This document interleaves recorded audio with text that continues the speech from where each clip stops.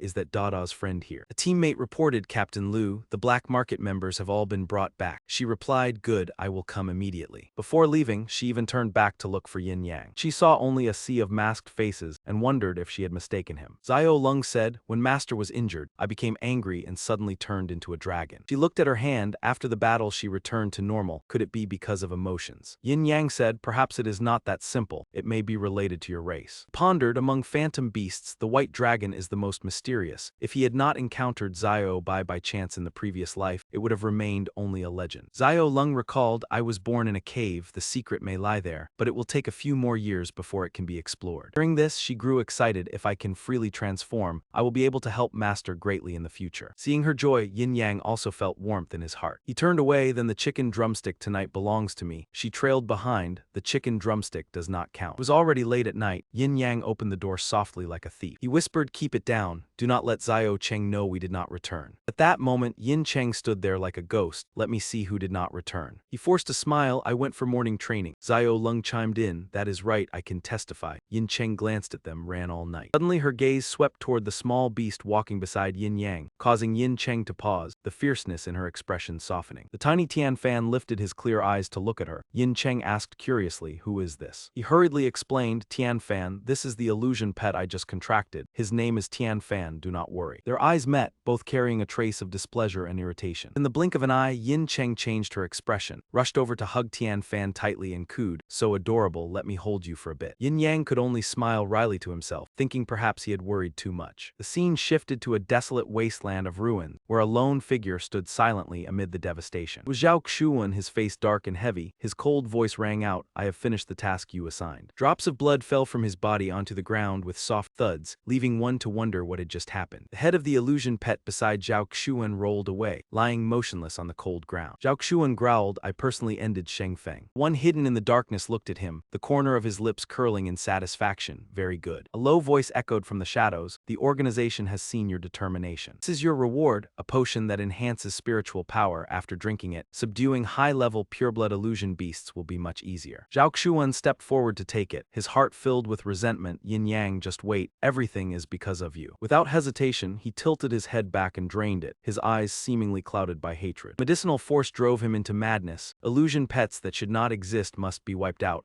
completely. The person in the darkness watched the scene with even greater satisfaction. This is more like it. Scene shifted to the reception hall of Hongxiang School. A solemn atmosphere enveloped the room. Principal enthusiastically introduced Director Li. This is the pride of our school, Yin Yang. The man before them was Li Hai, director of the City D Examination Bureau. He said, I believe Yin Yang can represent the city and achieve excellent results in the national competition. Yet inwardly he wondered why that person had specifically named this boy. Calling a few days ago when he heard Yin Yang had been chosen to represent City D, he could not help but feel astonished. After all, Zhao Xuan was the seeded contestant. Last time Yin Yang won only because the opponent was careless. Zhou Peng, a sovereign-level illusion pet master, smiled and said, even if Zhao Xuan had not been careless, Yin Yang still had many ways to win. In Zhou Peng's view, he was far more interesting and unpredictable than they imagined. Hai asked in surprise, is he not just a first-level illusion pet master? Zhou Peng said coldly, someone who survived the Golden Hook Snake and even defeated Hua Dong. Do you truly think he is only level 1? I have not yet pursued the matter of you taking Hua Dong's money to show favoritism. Hearing those words, cold sweat broke out down Li Hai's back. He understood that to keep his position, he had to know whom to obey. Zhou Peng still wore a smile, but his words carried heavy pressure. What matters is, the old master values him greatly. You had better put aside your own intentions and let him compete smoothly. Upon hearing this, Li Hai nodded repeatedly. Yes, I understand. Back in the present, Yin Yang smiled faintly. Actually, I had not planned to participate in the competition, startling the principal into asking again, why? His mind was in turmoil, such a rare opportunity, and he was refusing it. Yin Yang replied calmly, I have never experienced such a grand stage. What if I embarrass the city? Li Hai felt a chill down his spine. Was the scene of the Golden Hook Snake going berserk not grand enough? Ji Tian laughed and said, that is true, although I believe in Yin Yang's potential. potential. The national competition requires more time for training. Li Hai shook his head slightly and reminded in a low voice, Principal, please say no more. Yin Yang continued, I am stuck at a breakthrough threshold. If I have more resources and proper training, I may be able to advance. Li Hai quickly reassured him, there are still 2 months before the competition. The city will provide sufficient resources for your preparation. Chi Tian thought for a moment and said, the school's field practice period is also approaching. Last year students gained considerable experience. Li Hai nodded, as long as Yin Yang agrees to participate, we will arrange the field practice properly. Yin Yang's eyes lit up, since the leaders support me like this I will join. The principal immediately thanked Director Li. Scene shifted to the Yas Wilderness area, where mountains stretched endlessly and the air was fresh. The students chatted noisily, when we get there I will catch 90 illusion pets. Stop bragging, we do not even know how difficult the mission will be. Seeing the excitement in Yin Yang's eyes, Meng Jiao felt a trace of sadness, wondering who he was thinking about. In truth, Yin Yang was cheering with excitement inside his head. Advancement resources, I am coming. As soon as they got off the vehicle, they heard a stern voice call out, assemble. Yin Yang's group quickly stepped forward, everyone gathering at the command of the instructor. The drill instructor introduced himself as responsible for assigning tasks and ensuring safety over the next 5 days. They had to explore the area themselves and complete the assigned illusion pet investigation. Li Xing asked in confusion, we have already come here. Why are we only allowed to operate around the outer area? The drill instructor paused, then sneered, unless you wish to lose your lives here. During that, the group erupted in whispers, is it that dangerous? The Ayaz mountain range was a place where powerful illusion beasts often appeared. The level of risk far exceeded imagination. Strange vortex suddenly appeared in the sky, from which blazing red beams shot out. Through the long war since ancient times, humans gradually evolved spiritual power and learned to harness the strength of illusion beasts. From them, energy and resources for forging weapons could be obtained, and even gentle individuals could be tamed as companions. This area had largely been cleared of dangers, but absolute safety could not be guaranteed. If an incident occurred, use the flare cannon and positioning device to call for help. Each person received a card designating an illusion beast. Those with the same type would form a team. Rao asked curiously, the card only lists a name without a location. Li Xing sighed, this is tough, I have the same type. Yin Yang glanced at the card, then analyzed. The real flower wind usually lives near wide grasslands. Search in open areas, Li Xing said gratefully, thank you boss for the guidance. He thought to himself that he could state the exact location more clearly, but that would lose the purpose of training. As for the red crane immortal beast, its habitat seemed far from the entrance. Just then someone held up a red crane card toward him. What a coincidence. Turned out to be Meng Jiao. She smiled brightly. We are investigating the same type. Meng Jiao secretly rejoiced. Imagining the chance to travel alone with Yin Yang made her heart flutter. But before her joy could settle, Duo cheerfully squeezed in, wonderful, I am red crane immortal beast too. Meng Jiao's heart had not yet calmed when Xiao Lung raised his card to join in. Xiao Bai is the same. Thus Xiao Lung naturally became the unintended rival between the two girls. The drill instructor announced at the right moment, you may set off. After only a few steps, Xiao Lung began to whine, when do we get snacks? Xiao Bai is hungry. Yin Yang was speechless. Do you think this is a primary school picnic? The man watched his departing figure and thought disdainfully, what is so special about this brat that the boss ordered me to keep an eye on him? As they walked, Meng Jiao explained, the red crane immortal beast belongs to the water element, usually inhabits deep lakes and requires clean water sources. She opened the map to examine it. The nearest lake lay to the southwest, about 40 kilometers away. Yin Yang nodded and calculated, we will head there first and find a place with water to rest for the night. Suddenly Duo felt something above her. A fruit fell from high above and struck exactly where she stood. The fruit seemed to have locked onto its target, hitting her chest before bouncing aside. Yin Yang asked worriedly if she was hurt. Duo stammered, I am fine. It was just a fruit from the tree hitting my head. He silently looked at the fallen fruit on the ground, while Duo blushed and whispered something. After that the group continued on their way. It is good that nothing happened, let us go. Throughout the journey, the group kept encountering all sorts of strange things, such as those bizarre tumors. Meng Jiao even took the chance to ask Yu Ming to catch a wild chicken for dinner, leaving the other two girls staring in admiration. Xiao Lung was naturally gluttonous. Along the way she repeatedly insisted on picking wild mushrooms out of hunger, giving Yin Yang a constant headache. Before long, night had completely fallen. Yin Yang suggested they rest here for the evening. Thanks to the little fire fox, starting a fire became much easier. Everyone gathered around the campfire. Duo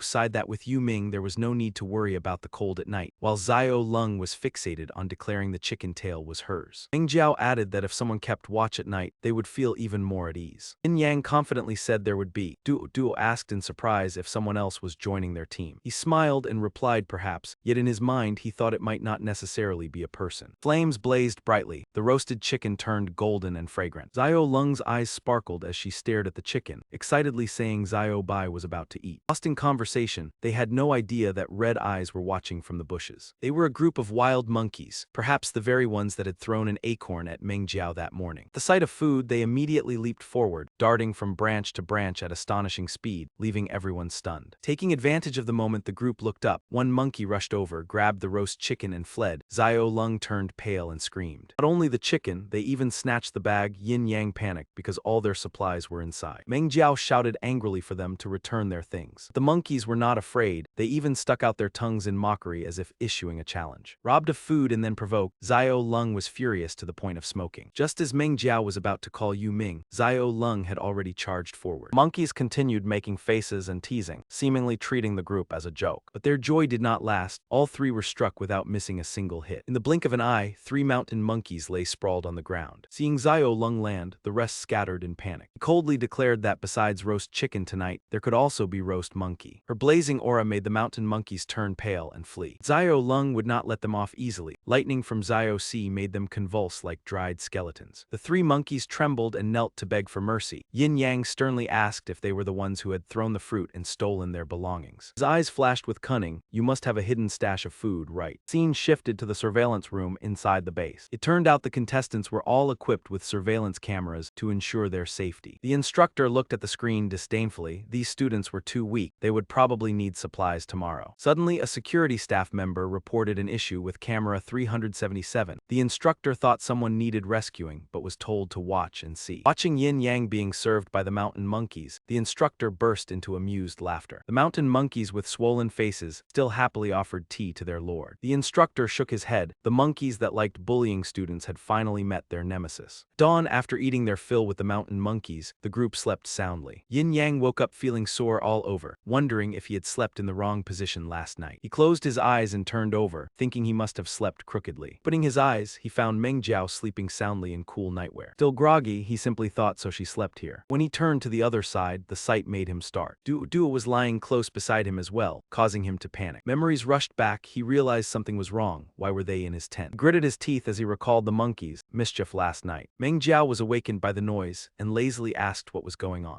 Duo also woke up and casually said good morning. The atmosphere inside the tent became awkward. Xiao Lung and Xiao Bai were still sleeping soundly. Yin Yang forced a smile and said he just had a cramp, then suggested they set off early. Group set out. Yin Yang pointed at the map and said following this stream would lead to the nearest lake. Near the base of a tree, Xiao Lung suddenly noticed something. He looked closely and saw unusual bubbles rising on the water surface. A large fish surfaced, gasping as if lacking oxygen. Xiao Lung crouched down and looked at it slyly, declaring it would be lunch. Yin Yang immediately tapped her head lightly to remind her not to be greedy. He raised his token and explained it was a stray red carp immortal beast. Eating it would anger the entire school. After that, he helped it remove the log pressing on its body. Once rescued, the red carp happily wagged its tail in gratitude. Meng Jiao wondered this was not their territory, so why had it appeared here? The red carp showed no guard toward Yin Yang. He lifted it up and secretly attached a small device under its belly. Duo recognized it as a locator. Yin Yang explained that this way if it encountered danger they could assist, and at the same time find the school's habitat. The 3 girls simultaneously thought Yin Yang was truly calculating. Released it back into the water, silently hoping it would be safe. After walking a while longer, Duo exclaimed that the lake was ahead. The lakeshore was clear as jade. Ripples shimmered and golden sand gleamed beautifully. Xiao Lung sighed in admiration. Duo said this was the golden pearl used to upgrade the water attribute. Hearing that the deeper the water, the more golden pearls there were, Xiao Lung immediately rushed forward. In their haste, they did not notice the shadows moving beneath the water. Yin Yang checked the detector. The last position of the young red carp was right nearby. Meng Jiao suddenly pointed and told Yin Yang to look. From afar, Duo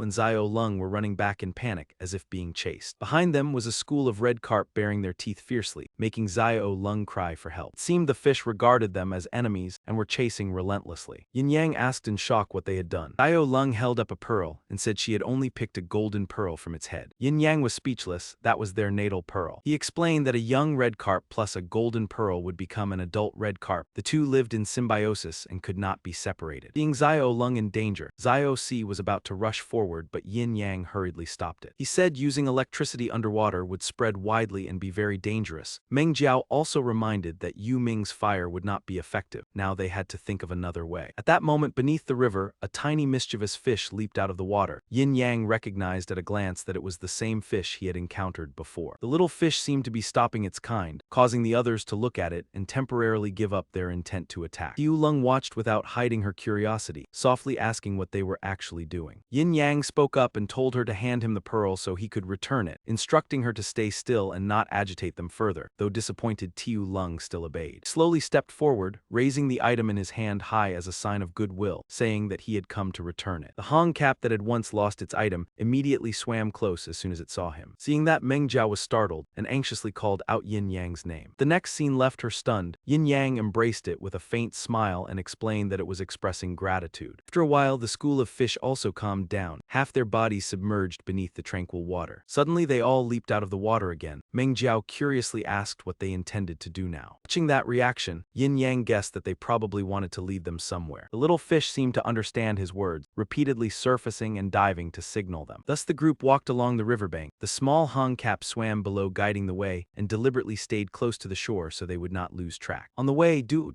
saw a tree full of red fruit, and happily said she had heard the instructor mention that Mount Iaston hid treasures everywhere. Meng Jiao also noticed crystal-like fragments protruding at the foot of the mountain. She could not help but admire their beauty. Seeing the girls so excited, Yin Yang judged that this was probably only the outer edge of the Aya's range. The true treasure must lie deep within. Suddenly Yin Yang noticed something ahead that made him halt. Before them was a bottomless area. Tiu Lung asked whether there might be treasure inside that cave. Under the water, Hong Cap shook its head violently. Its strong reaction made Yin Yang turn to ask what was wrong. Understanding its meaning, he cheerfully nodded and agreed not to enter the cave anymore. As soon as he finished speaking, Hong Cap was so delighted that it leaped out of the water. Meng Jiao asked the reason. Yin Yang explained that the youngster's reaction showed the cave was very dangerous, so they should find another place to set up camp. When dusk fell, Hong Cap had already led them to a safe place, then bid farewell to its benefactor before leaving. Group chose to camp far from the cave. Night gradually covered the land, and the fire died down as everyone fell asleep. After a long, exhausting day, Yin Yang slept deeply when a sound suddenly rang out in the still night. The loud noise slowly woke him. He wondered why there would be monkey cries in this place. The sound grew increasingly miserable, causing Yin Yang to spring up. Just as he had guessed, the noise came from the mountain monkeys. One of them was being dragged away by something. The creature radiated danger with its blazing red eyes. He immediately rushed toward the sound. By then the monkey had been dragged near the cliff. The three girls noticed he was no longer in the tent and hurried over. Meng Jiao anxiously called his name. As soon as Tiu Lung saw him, she quickly approached, scanning the surroundings before calling out to her master. The monkey was still being dragged across the ground, its eyes tightly shut in pain. Meng Jiao asked in horror what that thing was. Du also turned pale with fear. Tiu Lung immediately took a combat stance, declaring that she would protect her master. The small leopard below also gathered strength, preparing to charge when Yin Yang called it back. Meng Jiao hurriedly stopped them and suggested letting Tiu Tu release electricity first to assist Yu Min. As soon as she finished speaking, Tiu Ho Lai had already shifted into battle mode. Yu Min spun around and charged straight toward the monkey in danger. Flames from Yu Min scorched the strange creature's body, forcing it to release the monkey and writhe. Ambushed unexpectedly, it was furious, while the monkey seized the chance to clutch its wounded body and flee. Yin Yang recognized it as a Thiet Za centipede, one of the formidable predators of Mount Yash. Inside its body was a valuable crystal used as material for upgrades and for concocting antidotes. According to Yin Yang's knowledge, its shell was as hard as steel armor. He briefly thought of the lion cub at home. If Thien Pham were here, it would surely be easier to deal with. As if mentioned, Thien Pham at home suddenly sneezed. Seeing it listless and sniffling, Yin Cheng worriedly asked if it had caught a cold. Back to the battle, Meng Jiao ordered Yu Min to aim at the centipede's head. Ho Lai immediately obeyed and lunged straight at the opponent. Yin Yang reminded them that the monkey had escaped, so Tiu Tu should go assist Yu Min. Tiu Tu rushed forward and bit hard into the Thiet Za centipede. Electricity continuously discharged from its body. Du also wanted to help, so she released a boy to fly out in support. Centipede now appeared flustered, seemingly not expecting to be surrounded all at once like this. Perhaps out of fear, it quickly slipped into the bushes, seeking a path to escape. Yin Yang was surprised and wondered why it retreated so abruptly. Just then Tiu Tu suddenly shrieked loudly. Behind Yin Yang, dozens of eyes watched silently. He could feel the air turn cold. Swarms of small centipedes crawled out from all directions, simultaneously attacking toward them. Elsewhere, a group of people were leisurely camping, believing they had found the mission Phantom Beast and thus considered the task complete. Centipede's legs scraped across the ground, causing dry leaves and grass to rustle incessantly. A young man in the group asked if anyone heard something. Another suggested going to check. The two stood up at once, holding flashlights and shining them around the campsite. In a large bush, the shadow of the Thiet Za centipede appeared clearly at a very close distance from them. The two turned pale tail, wondering if it was the same kind as the phantom beast they had searched for 3 days and why it was so enormous. Over here, Kai Hyan also sensed danger and barked continuously. Li Xing asked in confusion why the general was not sleeping but barking so loudly. De Rao guessed it must have smelled something strange. Li Xing held the flashlight and shone it toward the bushes. A horrifying sight appeared as a swarm of centipedes wriggled out from within. In the security room, the instructor sprang to his feet in shock upon seeing the centipedes rioting on the monitoring system. Everyone panicked at the giant centipede. Frantic screams rang out urging them to run quickly. Warden stared at the screen with sweat pouring down. This situation exceeded expectations. He quickly grabbed the radio and broadcast an emergency notice. Messenger birds flew across the forest announcing that a phantom beast riot had erupted in the Aya range and all students must be alert. Dai Engyu also received the order, requiring all students to stop their mission and return to base immediately. Meng Jiao anxiously said they had to quickly find a way back to the base. Yin Yang immediately ordered everyone to prepare to break through the encirclement. Tiu Tu gathered inner strength and fiercely discharged electricity toward the swarm of centipedes. Yu Min coordinated seamlessly with a boy. As soon as the flames flared, the wings blew them strongly toward the many-legged mass. The giant centipede targeted Yu Min and lunged forward at a terrifying speed. Yu Min dodged. The centipede used the momentum to charge toward Meng Jiao. Caught off guard, she had no time to evade, but fortunately Tiu Lung delivered a powerful kick in time to block it. She smiled toward Xiao Long and thanked her, while her own illusion pet replied with pride that it was nothing. Yin Yang rolled his eyes and surveyed the surrounding, unable to suppress his unease when he saw the overwhelming number of centipedes appearing. Right after that, he immediately gave the order, "Kid, use an area attack skill." The electric current from the kid numbed them, and their movements slowed at once. After that strike, they seemed wary and withdrew into the bushes, everyone stunned to see them retreat temporarily. Yin Yang anxiously asked Han Meng Jiao if she was hurt. She checked herself and replied that it was only a light scrape on her arm, probably nothing serious. He gently took her hand and reminded her that centipedes were highly venomous and could not be taken lightly. They had to return to base quickly to deal with it. That warmth made Meng Jiao blush faintly. Yin Yang continued, "In a moment the kid and I will clear the way, you follow behind." Meng Jiao shyly responded with a soft yes. Just then a loud noise shook the ground, and both of them instantly raised their guard. Turned out the sound was caused by De Rao and Li Xing as they hurried over searching for them. The moment he saw Yin Yang, Li Xing cried out in panic, "Thank goodness, boss, save us." Turned out they had not deliberately come looking for him, but while fleeing they had run into each other by chance, breathless from being chased by centipedes. Before he could finish speaking, the swarm of centipedes had already rushed over, clearly intent on pursuing them to the end. Seeing the urgent situation, he decisively said, "Li Xing, duo, take Meng Jiao back to base first. Xiao Bai and I will stay and hold them off." As the centipedes crawled closer, the kid fluffed up like a little cat, growling to threaten the enemy. It did not hesitate, gathering strength and unleashing electricity straight at the swarm. Seeing it act so swiftly, he immediately reminded Kid, "Leave one alive." Since it was hibernation season, there should have been only a few scattered centipedes. Why was the whole swarm in a frenzy? He decided to read the memory of one. As he examined that memory, cold sweat broke out when he realized there was a giant figure behind it all, very likely the leader. He was stunned when he saw a familiar face. That man held something in his hand, emitting sound waves that agitated the centipede swarm. Looking closely at the image, he was shocked to recognize the PSU organization and Zhao Xuan. He heard him crazily shouting orders for the Iron Wheel, centipedes to awaken and destroy Mount EAS. Yin Yang told Xiao Long that Zhao Xuan was the one causing the chaos. She was startled and then remembered he had appeared in the previous friendly competition. Thinking of the emblem on Zhao Xuan's collar, he was secretly astonished that he had connections with the BSU organization. Xiao Long reminded that BSU was an organization that worshipped the supreme purebred illusion pet in urban legend. Yin Yang nodded, unsure why Zhao Xuan was acquainted with them. Xiao Long suspected the supreme purebred was related to Xiao Li, recalling what that man had once said about purification and evolution. He said in a deep voice, putting that matter aside, for now they had to quell the riot. As long as the leader was taken down, the swarm of arthropods would fall into disorder. Following the memory he had just read, they immediately went to search for the leader, Xiao Long quickly following close behind. On the instructor's side, thanks to the warning broadcast, everyone was temporarily safe and not in mortal danger. He let out a sigh of relief. Fortunately, the students had reacted in time and remained unharmed. Meng Jiao anxiously asked the instructor to send someone to find Yin Yang because he had separated to save them. Hearing this, the instructor was startled because Yin Yang was someone specially noticed by higher authorities. At that point, Meng Jiao felt her head spin and pleaded dejectedly for the teacher to make sure to save him. For no clear reason, Meng Jiao suddenly fainted. Du cried out in alarm, and the instructor hurriedly ordered a doctor to be called. Meanwhile, Yin Yang and Xiao Long had returned to the original entrance, standing before that mountain cave. He frowned, realizing this was the very cave the immortal beast had once stopped them from entering. Inside was eerily quiet, sparkling specks on the stone glimmered like fireflies. Suddenly, a pair of blazing eyes in the darkness stared fixedly at him. It was the Iron Wheel Centipede Queen, awakened by Zhao Xuan and roaring ferociously. Its long twisting body and thick rugged armor sent chills down anyone's spine. Xiao Long widened her eyes at it and asked if this was the one. Like something starved for days, the moment it saw Yin Yang it lunged forward to attack. But Yin Yang illusion pet was not weak. The kid instantly sprang onto its body. Powerful current made the centipede queen convulse and emit a piercing screech. The electricity continued to intensify, making its body tremble without end. Seeing it wobble like an earthworm under the sun, Xiao Long could not help admiring the kid's strength. Suddenly, the sound of rocks collapsing echoed from the cave entrance. The exit was blocked and the ground trembled. He immediately realized he had fallen into a trap, but his reaction was somewhat late. At that moment, Zhao Xuan finally appeared, a chilling aura radiating around that man. In his hand, he held a large red stone that emitted a strange aura. The man laughed smugly and said this was a treasure bestowed by a PSU senior, capable of driving illusion beasts into madness strong enough to take Yin Yang life. Yin Yang and Xiao Long tried their best to push away the rock blocking the entrance but still could not open it. Fragrance from the stone quickly spread throughout the cave, and the centipede queen began responding to Zhao Xuan's will. Just as that man had said, the centipede queen seemed intensely stimulated and sprang up. Xiao Long immediately turned and shouted a warning, "Master, be careful." The centipede queen spat out a dark green liquid, clearly its venom. Two narrowly avoided it, the liquid splashing onto the rock beside them. Xiao Long gaze changed, and the scales on her face gradually became visible. She gritted her teeth and charged forward, angrily saying, "If you dare to ambush us, then watch how I deal with you." Knew she was strong enough to defeat the centipede queen but still stopped her. "Xiao Bai, do not." Xiao Long asked in shock why he was still protecting it. He explained that if they struck too hard the cave would collapse and both of them would be buried. They had to be careful. But the centipede queen did not stop, continuing to lunge at Xiao Long. Shifted aside to dodge, its body slammed heavily into the rock wall and the cave shook violently. The earth and stone cracked. From the fissures flew out swarms of glowing creatures like fireflies. The mountain cave seemed unable to withstand the shock. Fragments of rock fell down, causing Xiao Long to cry out in alarm. Fragrance continued to spread, and they were surrounded by swarms of blazing firefly insects. They flew out from the water crevices as if born from that very place. Outside, Zhao Xuan laughed smugly, thinking that even if they were not killed, they would be crushed by falling rocks. That man hugged the red stone. Seeing the fragrance continue to spread, he smiled in satisfaction. Inside the cave, Yin Yang looked at the firefly swarm and suddenly had an idea. There is a way. He quickly told Xiao Bai to stand on the rock near the cave entrance and wait for his signal. Xiao Long immediately responded. In just a second, Xiao Long was already standing on the high rock wall, attentively awaiting the command. When the centipede queen prepared to attack again, he began counting the rhythm. The place where Xiao Long stood was exactly the blocked entrance. As it was about to charge over was also when he counted to the final number. Seeing the distance was enough, he shouted loudly, "Xiao Bai, move aside." Instantly, Xiao Long dodged to the side, causing the centipede queen to crash straight into the blocked passage. Hearing the loud crash, Zhao Xuan thought it was over and smugly turned to leave. Just as that man finished speaking, an explosion rang out, startling him into crouching down. That man fell flat, his face pale in disbelief, stammering, "How could this be?" Centipede Queen had been defeated. Lying beneath the rubble, standing atop its corpse were Yin Yang and Xiao Long. You looked at him, your face still calm and unchanged. "Zhao Xuan, why did you do this?" He ground his teeth, "And you still dare to ask? The national competition spot was mine from the start." Zhao Xuan seemed provoked. "Do not think that snatching Huadong's position through luck is enough. I will not let you have another chance to enter the tournament." Xiao Long rolled up his sleeves in annoyance. "So you admit you created the illusion beasts this afternoon?" He let out a cold laugh. "I only took this opportunity to clean you all out." Yin Yang took an item from his pocket and nodded in satisfaction. "Good." Zhao Xuan replied indifferently, "So what if you recorded it? You still have to stay alive to bring it out." Yin Yang answered, "Just because you lost to me last time, you used every possible trick against us." Right after that, he burst into triumphant laughter. "Ninja, it is time for you to act." Behind him, two pairs of eyes flared brightly, accompanied by blazing streams of fire. A gigantic serpent appeared behind him. It was the scarlet flame giant python. No one knew how he obtained it, but Zhao Xuan immediately gave a cold order, "Ninja, deal with them." IOC swiftly gathered lightning, staying vigilant while slowly closing in on the opponent. It spat fire toward the electric leopard. Xiao